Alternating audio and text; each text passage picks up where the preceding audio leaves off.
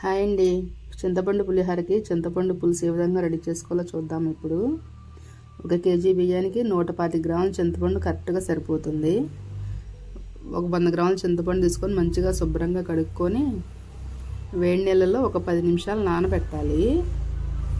నానబెట్టి కొంచెం చల్లారిన తర్వాత ఆ గుజ్జంతా మెత్తగా పిసకాలన్నమాట.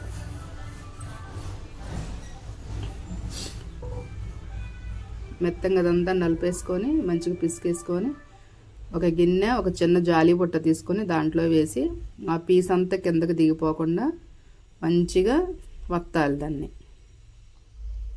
కొంతమంది ఏం చేస్తారంటే చింతపండు ఉడకబెట్టేసి మిక్సీ పెట్టేసి వడపోస్తారు. అలా మిక్సీ పెట్టి వడపోస్తే ఏమవుతుందంటే చిన్న తొనకలుగా వచ్చి బాగోదన్నమాట పులుసు. ఇలా అయితే మంచిగా మెత్తగా కిందకి పేస్ట్ లాగా వచ్చేస్తుంది.